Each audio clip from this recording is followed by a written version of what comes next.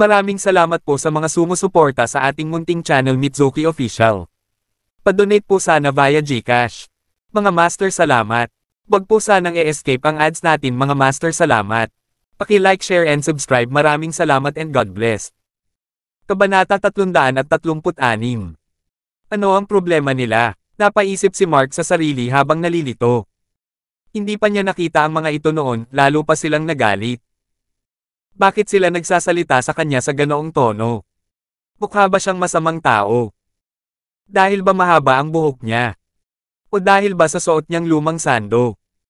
Let me tell you, don't ever come here again. I'll inform the security guard at the entrance tomorrow na huwag nang papasukin ang sinumang tagalabas, ani Helena. Bakit hindi ako makakapunta dito? Tumingin si Mark sa kanya at nagtanong. Bakit? Hindi ko ba nilinaw? Sino ka para pumasok dito kung hindi ka naman residente? You are just an outsider. Who knows the reason behind your presence? Kahit sinong normal sa lugar na ito ay hindi ka papayag. Pumasok, galit na sabi ni Helena. Paano kaya nagkaroon ng ganitong walang hiyang tao? Kalimutan ng tungkol sa katotohanan na siya ay bumili ng milk tea ng utang, ngunit bakit siya tumatambay sa tirahan ng iba sa kalagitnaan ng gabi? Ano ang iniisip niya? May balak ba siyang magnakaw o magnakaw dahil wala siyang pambayad sa milk tea? Sa isiping ito, napangiwi si Brenda at nakaramdam ng pagkasuklam. Mga nangungupahan lang ang pwede, di ba? Tumingin si Mark sa kanya at nagtanong. Oo, pinapayagan din ng mga may-ari ng units. Bakit? Ibig sabihin dito ka bumili ng bahay. Humisi si Helena. Pakiramdam niya ay talagang lampas sa kanyang perception ang mga ugali ni Mark. Paano siya naging mapagpanggap at wala hiya? Tinabi niya, ang sinasabi mo ay hindi. Not what? Why are you so shameless? Can you afford a house here? Pinutol siya ni Helena at naiinip ng inisyan. Nagulat si Mark at nagtaka kung kilala siya ng babae. Hoy, kilala mo ba ako? Tanong ni Mark nang may kakaiba siyang nararamdaman. I don't know you, and I don't want to. Pero sa ginawa mo ngayon, nakilala kita at naintindihan ko na ang isang lalaki ay maaaring maging mapagpanggap, sagot ni Helena. Sa kabilang banda, walang pakialam si Brenda na magsalita. Sa wakas ay naunawaan na ni Mark ang nangyayari. Ang mga babae ay kanyang mga keskwela, na marahil ay mga freshmen din. Naisip ni Mark na napakaganda ni Brenda. Siya kaya ang campus belle. Noong nasa klase si Mark kanina, nabalitaan niyang may 2 campus belle sa freshman. Ayon sa paglalarawan, naisip niya na ang batang babae sa harap niya ay dapat na ang aloof Brenda na pinag-uusapan ng lahat. I didn't pretend, handang magpaliwanag si Mark. Nagkaroon sila ng malaking hindi pagkakaunawaan tungkol sa kanya. Saan nagmula ang hindi pagkakaunawaan? Hindi maintindihan ni Mark. Hindi ba't milk tea lang ang ginawa niya sa lahat ng estudyante mula sa universidad? Muli siyang pinutol ni Helena at sinabing may pagkamuhi sa tono, ano? Ano pa ba ang gusto mong sabihin?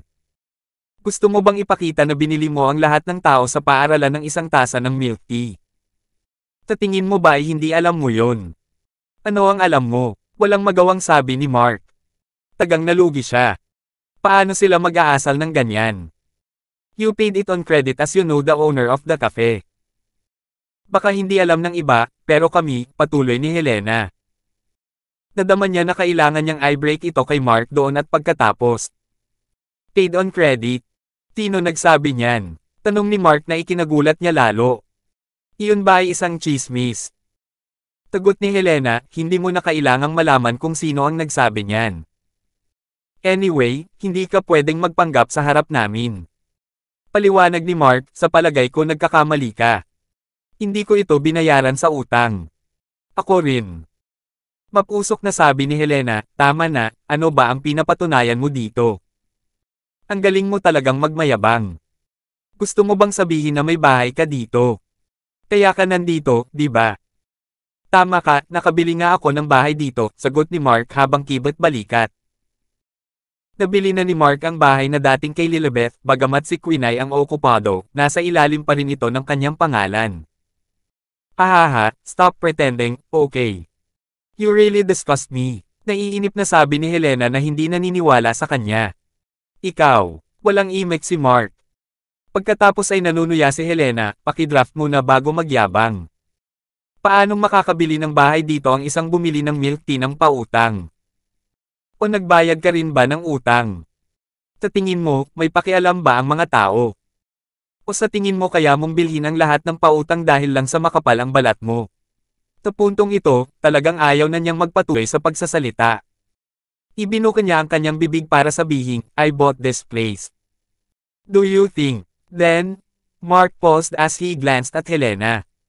In the end, he sighed, forget it.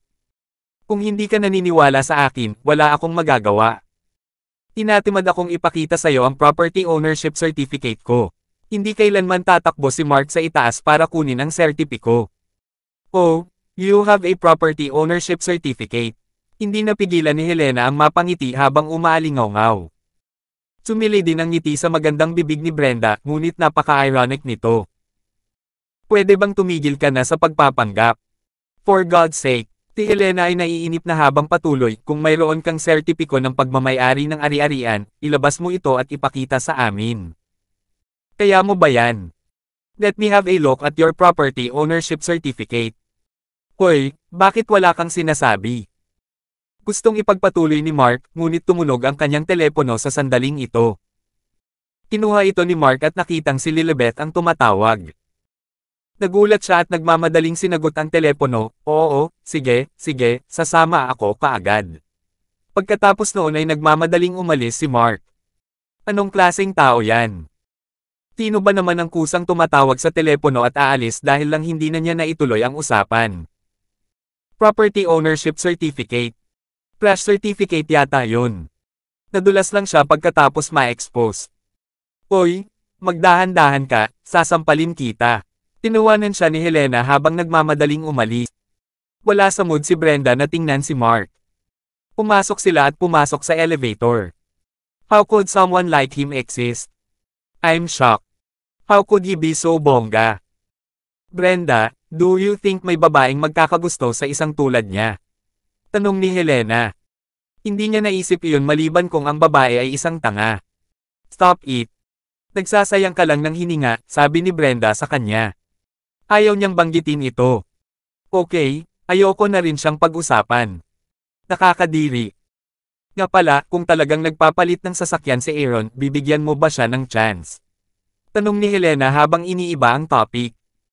Nahulog siya kay Aaron nang makita niyang napakagwapo nito, ngunit hindi siya nito gusto. Sa halip, si Brenda lang ang interesado niya. Kung lumipat siya sa isang kotse na nagkakahalaga ng higit sa $5 milyong, maaari lang siyang tumawid sa threshold. Hindi ko siya mabibigyan ng pagkakataon kung wala siyang kakayahan. Depende ito sa kung siya ay masipag o hindi, sagot ni Brenda. She was not stupid enough to commit herself to a man fully because of a new car. Tama ka. Sigurado akong pagtrabahoan ito ni Aaron. Mariing sabi ni Helena. Let's see. I gave him a chance already.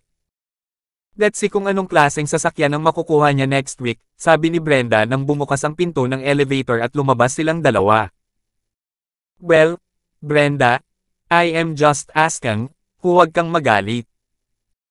Kung ang hamak na mahilig magpakitang gilas ay nagmamayari din ng sports car, bibigyan mo ba siya ng pagkakataon? Talagang curious si Helena habang nagtatanong. Hindi ko siya bibigyan ng pagkakataon kahit na may eroplano siya. Sabi ni Brenda sa napakagaan na tono, ngunit napuno ito ng pagkasuklam. Halata sa kanya iyon. Ang taong tulad ni Mark ay hindi kailanman makakabili ng $5 milyong na kotse sa buong buhay niya. Lalong naging imposible para sa kanya na magkaroon ng eroplano. Totoo. Hindi niya ito kayang bilhin sa buong buhay niya. Sa tingin ko isang gulong lang ng sports car ang kaya niyang bilhin sa buhay niya. Isang eroplano. Imposible. Malamang na hindi na niya ito kayang bilhin sa susunod niyang 10 buhay. Tandang padamdam panipi, pagsang-ayon ni Helena. Paano niya nagagawang bumili ng sports car at eroplano gayong naubos na niya ang lahat ng pera niya para ipakita? Imposible, hinding-hindi niya ito kakayanin, sabi ni Brenda nang buksan niya ang pinto ng kanilang unit at pumasok kasama si Helena sa likod. Paglabas ni Mark sa residence, tinanong siya ni Lilibet kung nasaan siya. Sinabi ni Mark na gusto lang niyang tingnan ang kanyang tahanan, ngunit nandoon si Liza, kaya hindi nakapasok si Mark. Nag-iisip si Mark na hindi sigurado. Maya-maya, nakita ni Mark na may paparating na sasakyan. Ito ang kotseng binili ni Mark para kay Lilibeth. Huminto ang sasakyan sa tabi ni Mark. Nagulat si Mark nang makitang mag-isa si Lilibeth sa kotse.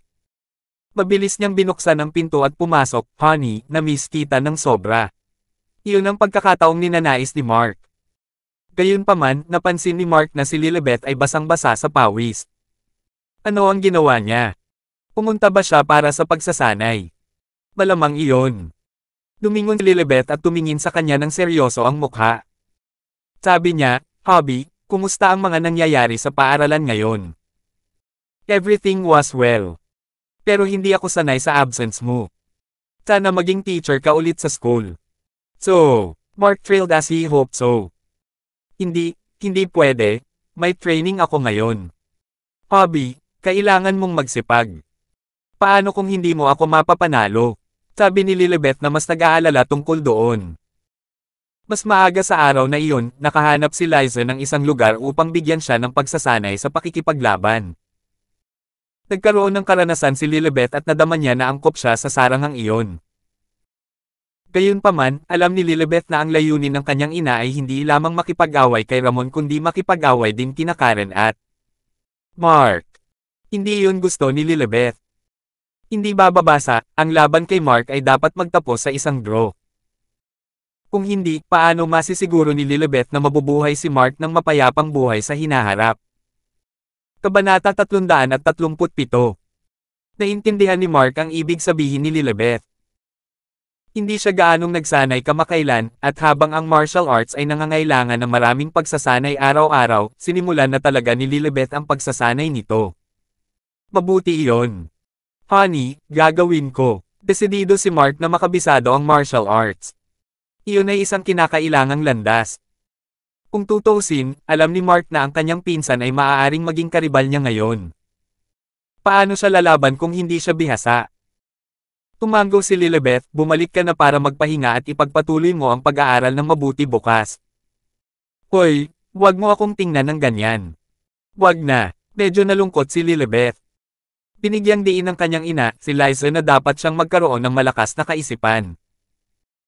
Nailagay niya iyon sa isip niya noong nasa daan siya para makipagkita kay Mark, ngunit nasayang lahat ng makita niya si Mark. Makikita sa mga mata ni Mark na kalokohan ang iniisip niya. Iniisip ba niya ang nangyari sa kotse sa ibaba noong nakaraang araw?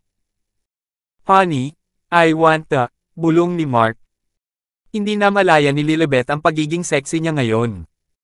Pawis na pawis siya na basang-basa sa damit niya at naka-outline ang hubog ng katawan niya. Ito ay ang kagandahan pagkatapos mag-ehersisyo. Si Lilibeth ay may perpektong figure ng katawan, hindi banggitin na ang kanyang mga kalamnan ay mas malinaw na ngayon pagkatapos sumailalim sa pagsasanay. Sa palagay ni Mark, maaaring makahabol ang hubog ng kanyang katawan kay Leona, sooner or later. "Hoy, tanggalin mo na ang mga dirty thoughts sa isipan mo. Uuwi na ako, hinihintay na ako ng nanay ko," mabilis na sabi ni Lilibeth nang matagpuan niya ang mga mata ni Mark na nakakaakit. Kinailangan niyang umalis kaagad bago mawala ng pagpipigil sa sarili. Nang marinig ito, ngumiti si Mark at lumabas ng sasakyan. Masasabi ni Mark na pagod si Lilibeth, kaya naramdaman niyang kailangan nito ng magandang pahinga. Gayunpaman, nakaramdam ng pagsisisi si Lilibeth pagkalabas ni Mark sa sasakyan. Dapat ay pumayag siya kay Mark dahil hindi naman malaking bagay na tulungan siya sa sasakyan. "Hobby, pasensya na. Come, drive to somewhere quiet and we'll do whatever you want, okay?" Sabi ni Lilibeth, napakagatlabi. Pero alam niyang wala siyang dapat iwanan na ebidensya pagkatapos ng trabaho, at hindi na niya ito may uuwi tulad ng huling pagkakataon. Ngumiti si Mark at lakad papunta sa gilid ni Lilibeth. Tumabi siya at sinabing, "Kiss me." "Sige." Namula ang mukha ni Lilibeth habang hinahalikan si Mark. Naramdaman ni Mark na ito ay kamangha-mangha. Kung wala lang sanang nangyari sa pagitan ng kanilang mga pamilya, kung gaano kaganda para sa kanya ang patuloy na makasama si Lilibeth. Sa kasamaang palad, huli na. "Magtataksi ako pabalik sa hotel ng aking ina," sabi ni Mark. Pagkatapos, pumara siya ng taxi sa gilid ng kalsada. Matapos makita si Mark na sumakay sa taxi at umalis. Napabuntong hininga si Lilibeth, "Hubby, hindi naman sa ayaw kitang tulungan, pero paano kung hindi ko kayang iwan ka balang araw?" Nanlalabo ang mga mata ni Lilibeth sa naisip nito. Pagkatapos nun, nag-drive na siya pauwi. Siya ay pagod at kailangan ng pahinga. Nakita ni Helena na nakatira sa itaas, ang lahat. She laughed and mocked Mark, "I can't believe you want to get into the Benz. You were kicked out, right? Such a scum. Why don't you do some self-reflection? Do you think ikaw si Aaron? Ganon. A loser." "Brenda, guess what I just saw?" "Ano?" tanong ni Brenda. "Nakita ko na ang scum ay sinusubukang pumasok sa isang Benz ngunit pinalayas, haha." Si Brenda, na naliligo, ay nagpakita sa kanyang paghamak. Dagdag pa ni Helena, "Brenda, mag-ingat ka sa pagmamaneho mo sa susunod, baka mapilitan siyang sumakay. Kung sakaling gawin niya iyon, sipin mo siya." Umuwi si Mark at nakatulog ng mahimbing. Kinabukasan, pumasok siya sa klase. Kahapon, pumunta si Mark sa plaza at nalaman niyang may mga pumipila pa para kumuha ng libreng milk tea. Kaya naman, binayaran ni Mark si Sarah ng bayarin sa gabing iyon. Tinanong ni Mark si Sarah tungkol sa kung ilang tasa ang naibigay sa kabuuan. Nanatiling tahimik si Sarah, at naisip ni Mark na dapat ay may 7 o 8,000 tasa man lang. Masasabi niya sa daloy ng customer. Sa makatuwid, direktang inilipat ni Mark ang $100,000 kay Sarah. Nag-alinlangan si Sarah.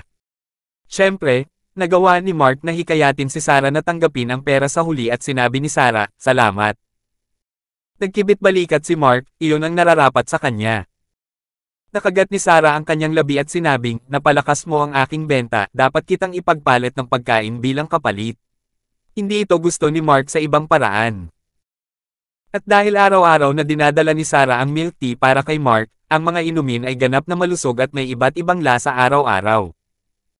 Kaya natural, tinanggihan ni Mark ang kanyang alok ngunit nalungkot si Sarah. She then said, "Birthday ko na in a few days, pupunta ka ba sa celebration ko? The meal will be on me, is that okay?" Nag-isip sandali si Mark at sumagot, "We'll see." "No, please come. Tere karaoke tayo sa plaza. You would come to the plaza every way anyway. I promise you don't have to give me any gifts, just show up." Inaabangan ito ni Sarah. Hindi nangako sa kanya si Mark at iginiit na titingnan niya kung ano ang mangyayari. Nalungkot si Sarah at sinabing, "Sige." Nakatunayan ay tumanggi si Mark, ngunit talagang hinil ni Sarah na magpakita si Mark sa kanyang kaarawan. Siya ay anticipating kanyang hitsura na may kasiyahan. Naisip ni Mark na mas mabuti kung hindi siya pumunta. Plano niyang maghanap na lang ng dahilan sa araw na iyon. Wala namang pakialam si Sarah, ayos lang kung wala siya. At saka, kailangan niyang mag-training. Sa mga sumunod na araw, hindi lumaktaw si Mark sa anumang klase at buong atensyon sa bawat klase. Pagkatapos, dumaan siya sa pagsasanay sa mga gabi. Kung may problema man siya, tatawagan niya si Leona para humingi ng payo.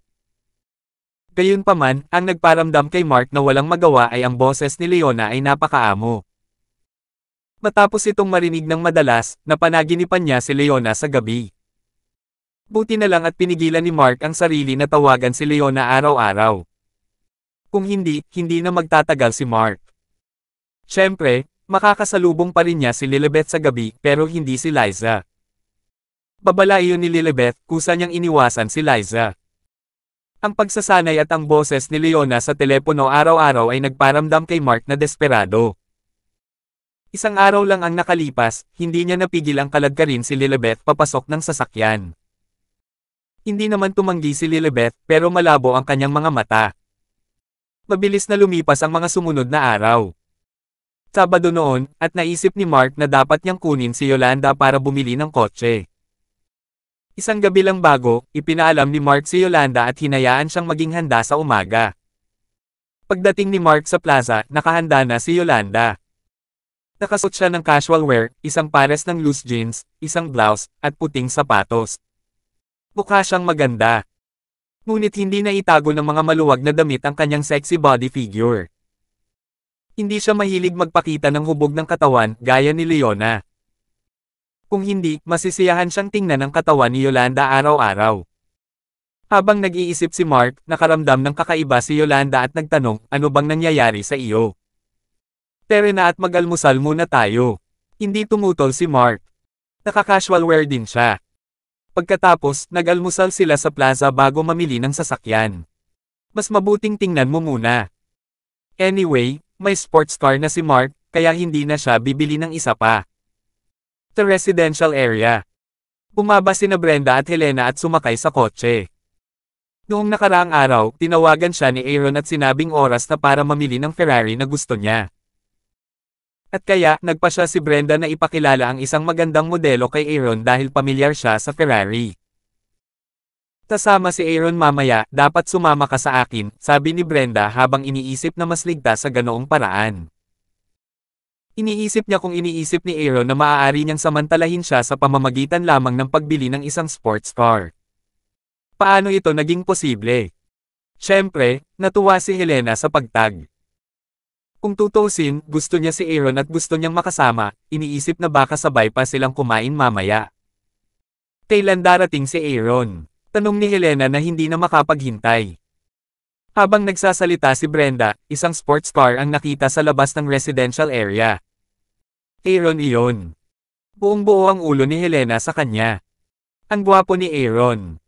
Nakakalungkot lang na hindi siya pumunta para sa kanya. Humisi si Aaron nang maupo siya sa kotse kasama si Brenda. Ngunit hindi niya hahayaang makahadlang si Helena sa kanyang daraanan.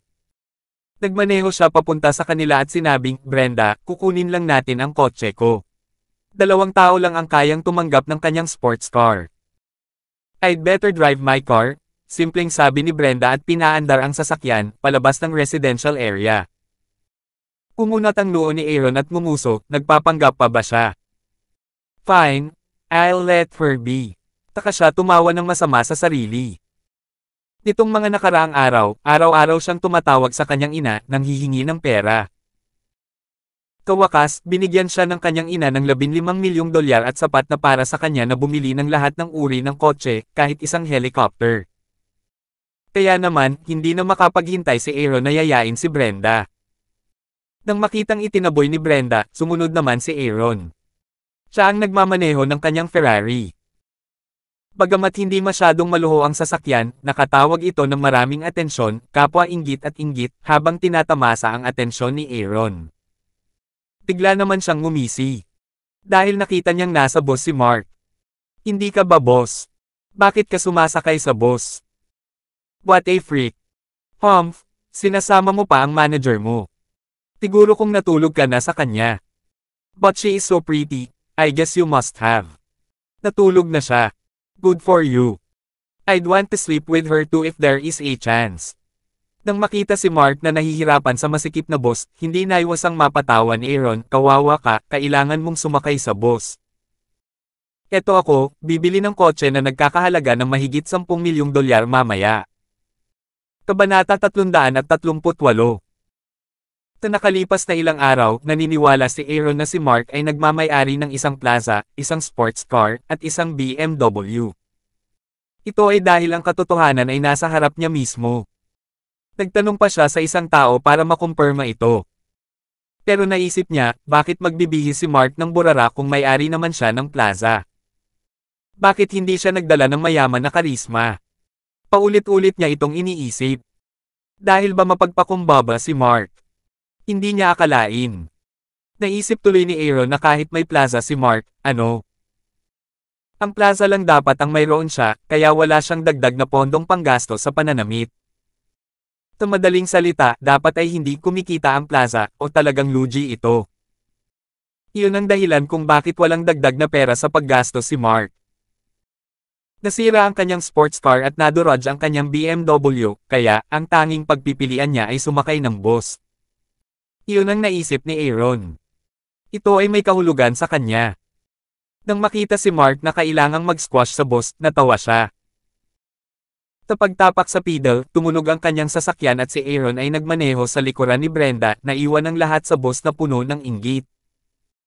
Nang marinig ni Mark ang tunog na iyon, medyo na-curious siya at tiningnan ito ng ilang beses. Nakakainggit ang pinag-uusapan ng mga tao sa boss, ito ay isang sports car, sobrang gusto ko ito. Nako, isang baller lang ang nakakapagmaneho ng ganoong karangyang sasakyan. Makatingin lang kami, pero ang galing talaga ng sports car.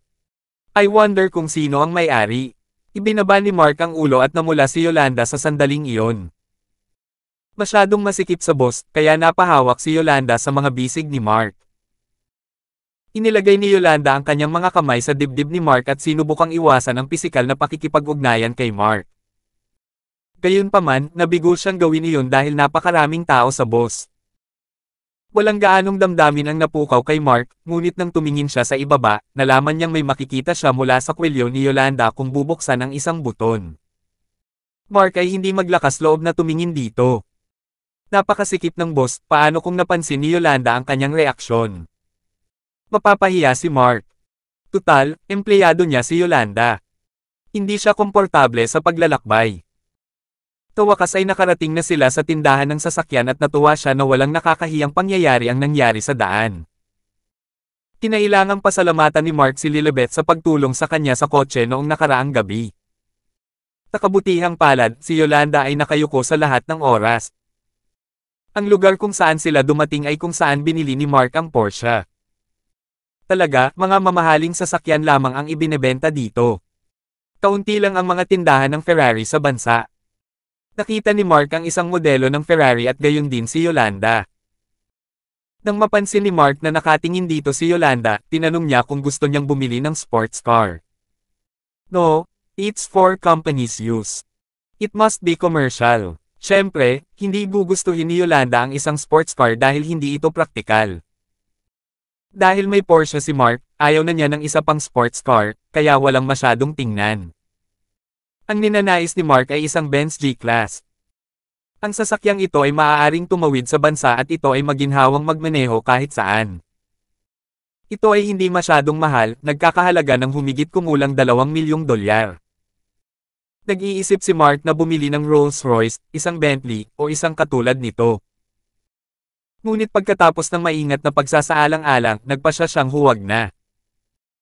May mga katulad na sasakyan sa hotel ng kanyang ina at maaari niyang imaneho ang mga ito anumang oras na gusto niya. Hindi na kailangang mag-aksaya ng pera para doon. Sa kabilang banda, malapit nang maging handa ang helicopter na ipinasadya ni Karen para sa kanya. Marahil ay maaaring dalhin ni Mark ang kanyang personal na helicopter paminsan-minsan na magiging napaka-cool. Sa makatuwid, naisip ni Mark na mas mabuting bumili ng Benz G-Series. Mark shared his thoughts, and Yolanda nodded with a smile and agreed, buti naman, bagay sa lalaki ang G-Wagon. Kung ganoon, anong klaseng sasakyan ang gusto mo? Na-curious si Mark. Tinuro ni Yolanda ang isa at nagulat si Mark, anong kotse yan? Si Mark ay walang gaanong kaalaman tungkol sa mga kotse pagkatapos ng lahat. Ito ay isang Linko, sagot ni Yolanda. Siya ay nabigla. Paano naging posible na hindi kilala ni Mark si Linko? Iyon ay isa sa mga mararangyang tatak sa Estados Unidos. Tinitigan niya ito mula pa noong nakaraang gabi, isang Linko Navigator SUV, na nagkakahalaga ng humigit kumulang $1 milyong. Malayo man ito sa budget ni Mark, na $5 milyong, pakiramdam ni Yolanda ay sapat na ito at labis niyang nagustuhan. Binigay niya ang kanyang mga iniisip. Nakikinig sa kanya, napaisip ito sandali ni Mark. Hanggat nagustuhan niya, ayos lang. Kung tutuusin, siya ang magdadrive nito. Tiyak na sasang-ayon si Mark sa kanya. Nakahinga ng maluwag si Yolanda at sinabing, salamat. What are you thanking me for? Let's go in. Tignan ko kung may iba pang sasakyan na gusto ko, sabi ni Mark habang nakangiti. Pumasok sila sa tindahan ng Linko. Naglakad na silang dalawa papasok. Kaunti lang ang tao sa tindahan dahil mga 10:00 pa lang ng umaga. Bukod, si Linko ay hindi masyadong sikat sa bansa. Sa madaling salita, hindi maraming tao ang bibili nito. Malugod na tinatanggap ang mga tindero sa tindahan. Si Heather Cobb ay isa sa kanila. Siya ay isang senior staff member sa Linko. Siya ay napaka-observant at masasabi kung ang mga tao ay may kapangyarihang bumili. Pagkatapos ng lahat, ang mga benta ay hindi masyadong positibo. Kaya naman, karaniwang posible na ibenta ang kotse hanggat may pumasok. Sa pagkakataong iyon, nakita niya ang mga taong papasok. Ngumiti siya at naglakad para batiin, "Welcome. Anong klaseng model ang hinahanap mo?" Nang sabihin niya iyon ay tumingin muna siya sa lalaki na si Mark. Ngunit medyo nadismaya si Heather. Una sa lahat, siya ay napakabata pa at ang kabataang henerasyon ay hindi ang target market ni Lingko. Pangalawa, ito ay ang kanyang hitsura. Ayon sa hitsura at karisma ni Mark, 50 lang ang nararating niya sa 100. Hindi maganda ang suot niya sa maruruming damit at hindi pinutol ang hairstyle.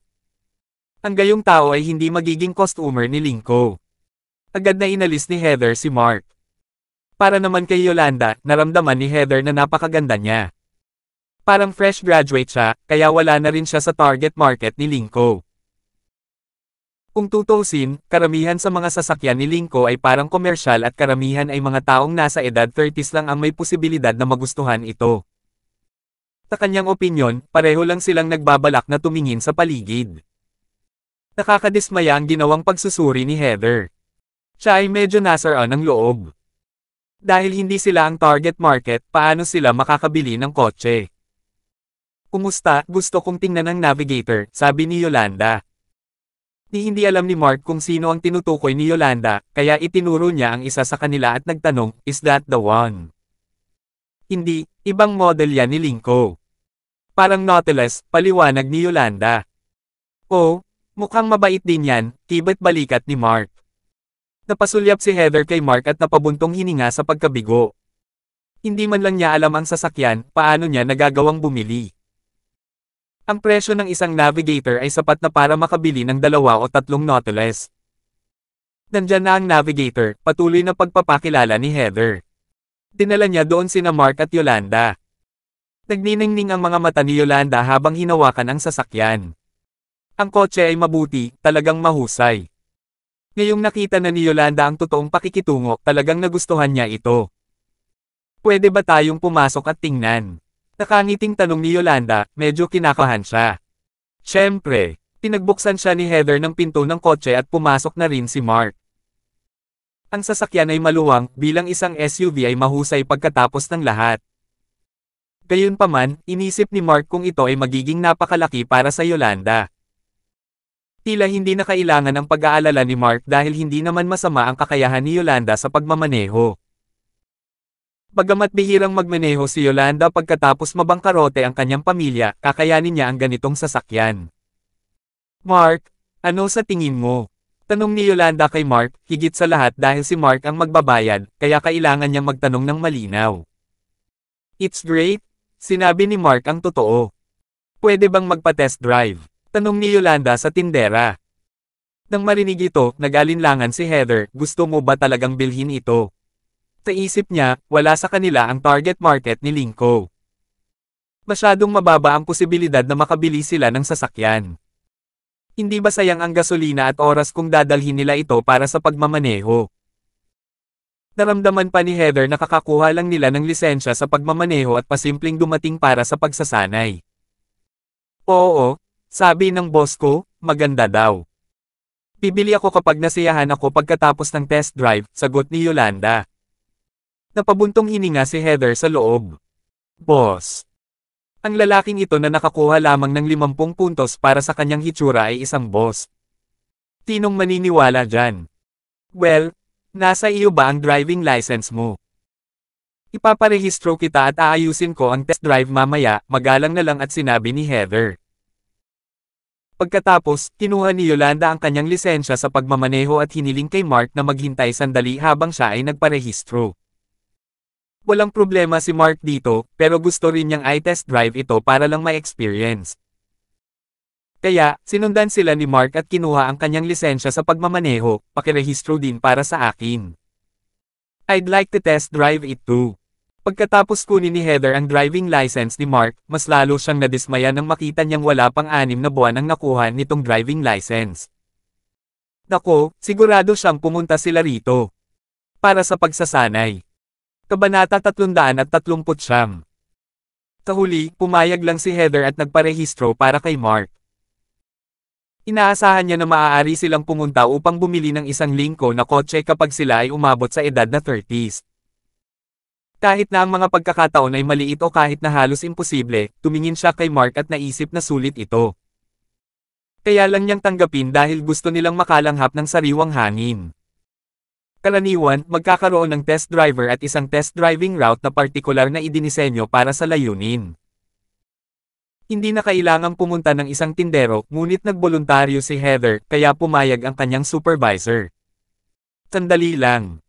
Hihilingin ko sa test driver na lumapit, sabi ni Heather. Tina Mark at Yolanda ay nagtago ng kanilang mga lisensya sa pagmamaneho at umupo upang maghintay. Heather, bihira ka lang mag-test drive mag-isa. Sigurado bang bibili sila? Lumapit ang isang tindera at iinggit na nagtanong. Hindi, inilalabas lang nila ito para magpahangin, sagot ni Heather habang umiling sa pagkabigo. Seryoso, tumingin ang tindera at sinabing, maliit na pagkakataon, hindi ba? Siyempre, wala nang pag-asa. Wala sa kanila ang nahulog sa target market ni Linko. Tignan mo yung lalaking yon, wala man lang $200 ang kasuotan niya sa kabuuan. Paano niya kayang bumili ng Navigator? Sabi ni Heather. Totoo yan. Hindi naman talaga mukhang mayaman ang lalaking iyon. Ang ganyang bumpkan. That woman is not bad though, pagsusuri ng tindera. Hindi rin kayang bayaran ng babaeng iyon. Tinawag lang niyang amo ang lalaki, walang magawang sabi ni Heather sa kanya. Ay, Paf. Tinusubukan ba niyang magpakitang gilas? Mukha pa ba siyang boss? Hindi napigil ang tumawa ng tindera na para bang isang malaking biro. Sa tingin ko sinasadya ng babaeng iyon para hindi mo maramdamang naglalako sila at hayaan silang mag-test drive. Panipi. Napabuntong hininga si Heather, ganoon din ang nararamdaman niya. Nako, bakit si Linko ang pinili nilang mag-practice? Magiging malaking problema kung aksidente nilang nabangga ang sasakyan. Sige, huwag na tayong mag-usap. I'll just take it as going out the breathing. Pumunta si Heather sa driver's seat. Pinigilan siya ng tindera at idinagdag, mag-ingat. Marahil ang mga taong katulad nila ay hindi nagkaroon ng pagkakataong magmaneho pagkatapos makuha ang kanilang lisensya sa pagmamaneho dahil malamang na sila ay may mahinang kasanayan sa pagmamaneho. Hindi ko alam kung maaari nilang ibahin ang pagitan ng accelerator at preno. Paano kung mabangga nila ang sasakyan? Kailangan nilang magbayad, agad na sagot ni Heather. I'm afraid they can't afford that, paalala ng tindera sa kanya. Tatawag tayo ng pulis kung hindi sila makabayad. Sino ang nagtanong sa kanila na pumunta at pagtawanan kaming mga nagtitinda? Sabi ni Heather at saka nagsimulang maghanda para sa test drive. Habang nakatingin kay Mark at Yolanda mula sa malayo, napangiti ang tindera sa kanyang puso, sayang ang oras. Alright. You may get into the car now, pagpapalam ni Heather sa dalawa habang naghahanda. Inihanda na ng test driver ang sasakyan sa labas. Tumayo sina Mark at Yolanda at sumunod sa kanya. Sumakay na ang lahat sa sasakyan. Umupo si Mark sa likod habang si Yolanda ang naunang nagmaneho at si Heather ang nakaupo sa tabi niya. Ang test driver ang nagmaneho ng kotse patungo sa test driving route. Naramdaman ni Mark na sapat na ang sasakyan. Nakaupo si Heather sa passenger seat at napabuntong hininga siya habang iniisip, such a bumpkan. Wala pa ba siyang nakitang sasakyan? Kung ganoon, sayang ang oras. Dinagtagal, pinaandar ng test driver ang kotse sa itinalagang ruta ng pagsubok sa pagmamaneho at nagsimulang ipaliwanag ang mga kalamangan at kahinaan ng kotse. Nasiyahan si Yolanda. Nag-alok siyang magmaneho, at siguradong pumayag ang driver. Nagpalit silang dalawa ng upuan at si Yolanda ang nagmaneho. Naisip niya na ito ay mabuti, komportable, at ang sistema ng pagkontrol ay mahusay din. Nagustuhan niya ito. Nakahinga ng maluwag si Heather nang malaman niyang okay na ang husay ni Yolanda sa pagmamaneho at maituturing na lumang kamay. Ngunit, ano ang puto? Hindi niya ito bibilhin pagkatapos ng lahat. Ilang sandali pa, natapos ni Yolanda ang test driving at siya ay nasiyahan. Pagsakay ni Mark sa sasakyan, naramdaman niyang maluwang talaga ang sasakyan at mas binigyan niya ng pansin ang controlling system ng sasakyan. Hindi pa siya nakakapagmaneho ng ganoon kalaking sasakyan, kaya sinubukan niyang maging pamilyar dito. Nawala ng pasensya si Heather at nagtanong, magsisimula na ba tayo? Please wait a minute. Let me get familiar with it, nakangiting sabi ni Mark. Marahan niyang tinapakan ang pedal ng gas at nagsimulang yumandar ng napakabagal ang sasakyan na ikinasimangot ni Heather. Anong ginagawa niya? Wala na ba siyang pagkakataong magmaneho pagkatapos makuha ang kanyang lisensya? Hindi man lang ba siya ng ahas na tumapak sa pedal ng gas? Bilisan mo ng kaunti, dahan-dahang pindutin ang pedal ng gas, sabi ni Heather. Sige, nagsimulang bumilis si Mark. Pakiramdam niya ay napaka-komportable ng sasakyan. Malakas niyang tinapakan ang pedal at mabilis na nagpreno para subukan ang real-time power. Si Heather, na nakaupo sa likod na may seatbelt, ay hindi komportable. She thought, damn, meron pang ang pwedeng magpahimatay sa kanya sa loob ng sasakyan. Dahan-dahan, huwag kang masyadong magmaneho. Paalala ni Heather, umabot na sa 80 km/h ang bilis. Don't worry, I drive at this speed usually, paniniguro ni Mark sa kanya at mas mabilis pa ang pagmamaneho nito kaysa sa pagmamaneho niya ng kanyang sports car. Pero mas mabagal pa rin ang takbo ng pinaandar niya ang kanyang BMW. Ang mga lalaki ay may posibilidad na tamasahin ang kaguluhan. Usually. Nakasakay ka na ba dati? Bakit ka nagpapanggap? Inis na sabi ni Heather sa sarili. Dahan-dahan, dahan-dahan. Hoy, dahan-dahan. Sasakyan, may sasakyan. Tigaw ni Heather. Biglang bumangga ang sasakyan sa isang sports car. Boom! Nagkabanggaan ang dalawang bagong sasakyan at huminto. Napatulala si Heather. Umuusok ang sasakyan dahil masyadong seryoso ang banggaan. Buti na lang at walang nasugatan. Natulala si Mark sa airbag, ngunit hindi ito malubha. Pinuksan ni Yolanda ang pinto at nagmamadaling lumabas. Mark, okay ka lang? Ayos lang ako. Lumabas si Mark sa kanyang ulirat, ngunit medyo nahihilo siya. Parehong binuksan ng test driver at Heather ang pinto at galit na lumabas. Sumigaw sila, baliw ka ba? Hiniling ko na magdahan-dahan ka. Tingi ka ba? Ano ang dapat nating gawin ngayon? Sabihin mo sa akin kung ano ang gagawin. Galit na galit si Heather. Paano niya nagawang magmaneho ng ganoon? Tinabi niya sa kanya na magdahan-dahan. Ngayong nabangga ang sasakyan, gusto niyang makita kung paano magbabayad si Mark. Sumulyap si Mark kay Heather at walang pakialam na sinabi, ano ba ang pinagkakaabalahan mo? Bakit? Oy, bagong-bago ang sasakyan. Nasira kasi ang bilis mong magmaneho. Nagalit si Heather. Paano siya naging napakawalandiya at kalmado pagkatapos niyang mabangga ang sasakyan? I think you're mistaken. The car had indeed crashed, but it wasn't my fault. Nabangga ako ng kotseng iyon, hindi mo ba nakita iyon? Nanatiling kalmado si Mark. Bagamat kamakailan lamang niya nakuha ang kanyang lisensya sa pagmamaneho, mayroon siyang mahusay na kasanayan sa pagmamaneho. Siya ay nagmamaneho sa kaniwang paraan at ito ay ang sports car na tila nawala ng kontrol at tumama sa kanila. Dapat ay sinisi na lang nila ang driver ng sports car. Galit na tiningnan ni Heather ang sasakyan at natigilan. Sa katunayan, ito ay naging kasalanan ng driver ng sports car. May junction sa kalsada. Ang sports car ay lumabas sa kung saan at hindi nagbigay daan sa kotse sa pangunahing kalsada. Responsibilidad talaga nila iyon. Pero galit pa rin siya dahil muntik na silang magkasugat ngayon. Galit na galit siya habang pinapagalitan, kung hindi ka nag-test drive, paano nagkaroon ng aksidente? Bakit siya naging jinx? Pagkatapos ng aksidenteng iyon, natitiyak niyang hindi na niya mapapanatili ang kanyang trabaho. Kumunat ang noo ni Mark sa narinig niya. Stop it. Let's check if they are injured, putol ng test driver. Durog na durog ang sports car, at lukot na lukot ang hood. Sa isang sulyap, nalaman nilang ito ang pinakabagong edisyon ng Ferrari.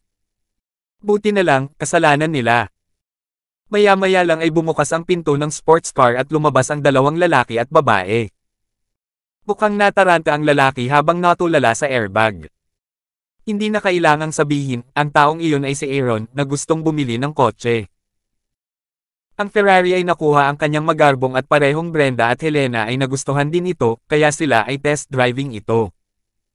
Kung tutuusin, natuto siyang magmaneho ng sports car. Gayun din, ang kanyang pamilya ay medyo kagalang-galang kung kaya't binago niya ang ruta ng pagsubok sa pagmamaneho mula sa likod ng tindahan patungo sa kalye. Pumayag ang supervisor sa pamamagitan ng paggawa ng isang kasunduan ng maaga. Kung may nangyari, siya ay sasailalim sa buong kabayaran. Pagkatapos ng lahat, ang ruta ng pagsubok sa pagmamaneho ng mga sports car ay palaging nasa likod ng tindahan, hindi kailanman sa kalye. Siyempre, walang problema si Aaron sa mga tuntunin. Matagal na siyang nagmamaneho at hindi pa naaksidente. Gusto niyang ipakita ang kanyang husay sa pagmamaneho sa harap ni Brenda, at sa makatuwid, pumayag siyang pumirma sa kasunduan. Nakaupo sa backseat sina Brenda at Helena at nang gusto niyang ipakita ang kanyang kakayahan, nawalan siya ng kontrol at nabangga ang isa pang sasakyan. Gayunpaman, siya ay mula sa isang mayamang pamilya kaya siya ay lumakas ang loob.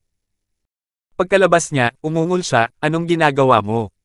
Marunong ka bang magmaneho?" Pagkatapos niyang magmura, natigilan siya nang mas malapitan niyang tingnan ang kabilang partido. Bakit nandito si Mark? Naintindihan agad ni Aaron nang makita niya ang test driver sa kanyang sasakyan. Nandoon si Mark para bumili ng kotse at nag-test driving din. Nanatiling kalmado at tahimik si Mark. Tinulyapan niya ang sports car at ngumiti, "Nakakatuwa. Are you alright?" Nahihilo si Brenda habang naglalakad papunta kay Aaron kasama si Helena sa tabi niya. Nagulat silang dalawa dahil sa sobrang bilis ng banggaan. Hindi umimik si Aaron. Nang makita ni Helena na si Mark iyon, ang mga mata niya. Napabuntong hininga siya, "Ikaw. Bakit may kotse ka? Oh, nag-test driving ka, hindi ba? Haha. Nabangga mo ang sasakyan, tingnan natin kung paano ka makakabawi." Umunat ang noo ni Brenda at nakakainis na makitang muli si Mark. Ano ang nangyayari? Test driving din ba siya? Linko Navigator ba iyon? Paano siya naging walang hiya? Kakayanin pa kaya niya ang ganoong kamahal na sasakyan? Nag-freeload siya, hindi ba? Kabanata 340. Nadama ni Brenda na si Mark ay talagang lumampas sa kanyang pangunawa sa isang lalaki. Gumamit siya ng credit para bumili ng milk tea para sa lahat sa paaralan para lang magmukhang kahanga-hanga. Pagkatapos, gumala siya sa paligid ng tirahan upang humanga sa ibang tao. Ngayon, talagang nagmamaneho siya ng Lincoln Navigator na nagkakahalaga ng higit sa $1,000,000, sinusubukan din ba niyang magpakitang gilas? Naiinis si Brenda. Pagkatapos, nakita niya ang isang magandang babae na nakatayo sa tabi ni Mark. Siguradong nagpakita na siya sa harap ng babaeng iyon.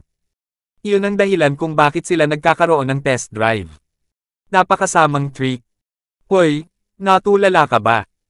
Alam mo bang naaksidente ka sa sasakyan? Natulala ka di ba? Haha, tumawa si Helena. Napaka-ignorant na lalaki, paano niya na-test drive ang isang kotse na nagkakahalaga ng higit sa $1,000,000? Paano siya naging mapagpanggap? Alam mo ba na kayong mga lalaki ang magkakaroon ng buong responsibilidad? Napakunot ang noo ni Yolanda at naramdaman niyang napakasungit ng babae. Kilala niya si Mark. Masasabi ni Yolanda na lahat sila ay mga estudyante. Maaaring sila ay mula sa parehong paaralan ni Mark. Nakagraduate na siya kaya hindi na niya masyadong pinansin ang nangyayari sa school. Kinagat ni Helena ang kanyang mga labi at nagtanong, "Ano ang sinasabi mo?" Pagkatapos ay napansin niya ang marka sa lupa at napagtanto niya na sila talaga ang ganap na responsable. Paano sila magiging malas? Sa pag-iisip nito, sinilip niya si Aaron. Galit at distressed. Alam niyang kailangan niyang gampanan ang buong responsibilidad. Ang pangunahing punto ay ang pagbangga ng sasakyan at kahit na hindi niya kailangang ayusin ang makina, aabot pa rin ito ng higit sa $1,000,000. Higit pa rito, ang bago ang kotse, kaya kinailangan din niyang tiisin ang kabayaran. Ang kabayaran ay humigit kumulang $2,000,000. Galit na galit siya dahil hindi siya makapaniwala na kailangan niyang mag-aksaya ng mahigit $2,000,000 bago bumili ng sasakyan. Sarili niyang pagtatansya lang iyon. Kung tutuusin, pumayag siyang sagutin ang lahat ng gastos kapag may nangyari sa sasakyan. Iyon ay isang Ferrari GTC4, ito ay nagkakahalaga sa kanya ng $6,000,000 sa kabuuan. Pinalak pa niyang i-customize ang sasakyan pagkatapos ng test drive. Paano ito magiging posible ngayon? Mayaman si Aaron, pero mahigit 10 minuto lang ang pagmamaneho niya at wala na ang sasakyan.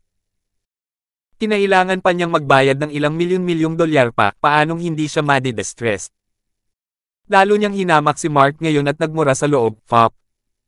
Kasalanan mo ang lahat. Kung wala ka sa kalsadang ito, paano ko nabangga ang kotse mo? Bakit hindi ka tumigil ng maaga? Bulag ka ba? Paulit-ulit na sabi ni Aaron kay Mark sa puso niya. Nakatitig siya ng daggers kay Mark. Aaron, ano ang dapat nating gawin ngayon? Nag-aalala si Helena. Sa oras na ito, dumating ang test driver ng Ferrari store. Natarante siya ngunit malinaw na kailangan nilang pasanin ang buong responsibilidad. Sabi niya, Mr. Dawson, tingnan mo. Ano bang dapat tingnan ni Aaron? Gusto niyang sipain si Mark hanggang sa mamatay dahil sa mahinang pagmamaneho. Puno ng pangungutya ang mga mata ni Brenda. Naisip niya na si Mark ay may swerte sa kanyang panig dahil si Aaron ang kailangang pasanin ng buong responsibilidad para sa aksidente. Pareho sa kani-kanilang mga dealer ng tindahan ay magkakilala, kaya ang mga test driver ay tinatalakay ang isang solusyon. Galit na tumabi si Heather, pakiramdam niya ay napakamalas niya noong araw na iyon hindi lang dahil wala siyang nabili, kundi dahil kailangan niyang tumayo sa nakakapasong araw. Mark, ano ang dapat nating gawin ngayon? Nag-aalalang tanong ni Yolanda. Pagkatapos nilang mag-usap, bibilhin natin ang kotseng ito ng diretso, sagot ni Mark. Pakiramdam niya ay hindi masama ang sasakyan kahit na saglit lang siyang nagmaneho. Walang nangyari sa kanila pagkatapos ng malubhang aksidente. Nangangahulugan ito na ang kotse ay may mahusay na mga tampok sa kaligtasan at ito ay angkop para sa isang babaeng tulad ni Yolanda. Okay, walang pagtutol si Yolanda. Ito ay ang kotse na gusto niya pa rin. Nag-uusap ang mga test driver mula sa magkabilang panig habang napansin ni Helena ang mahabang mukha ni Aaron. Hindi maganda ang pakiramdam niya dahil nagalit ang crush niya. Kaya, naramdaman niyang kailangan niyang ilabas ang kanyang galit. Umuso siya at naglakad papunta kay Mark. The more she looked at Mark, the more she hated him. Hoy, nag-iisip ka pa bang bumili ng sasakyan? Kaya mo ba, hindi ba sinasadya niyang sabihin iyon sa harap ng magandang babaeng iyon? May balak ba siyang matulog sa kanya? Miss, what do you mean? Tagot ni Yolanda na medyo na-offend. Si Helena ay nakinig sa usapan ng iba at lumapit pa para sumabad. Wala lang, pinapaalala ko lang na huwag kang magpapaloko. Hindi ako sigurado. Gaano kalaki ang utang niya, paano niya kayang bumili ng kotse? Sabi ni Helena at tumawa. Napatingin si Yolanda kay Mark at nagtaka kung bakit nasabi ni Helena iyon. Lalong nagalit si Heather ngayon.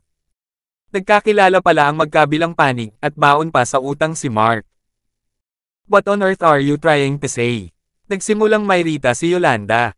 Wala siyang pera at nagpapanggap lang. Ano pa ang gusto mong linawin ko? Sabi ni Helena. Mag-ingat ka sa bibig mo, babala ni Yolanda dahil sa sobrang gulat niya. Sa puntong ito, sigurado siyang si Helena ang kakilala ni Mark. Pero, paano sila nagkakilala? Curious pa rin si Mark kung sino sina Helena at Brenda noong nakaraang araw. Ngunit nang makita niyang kasama ni Aaron ang dalawang babaeng iyon, sa wakas ay naunawaan niyang hindi pala sila magkakaibigan dahil kay Aaron. Bakit kailangan kong bantayan ang bibig ko? Parang gusto ko pa siyang bugbugin.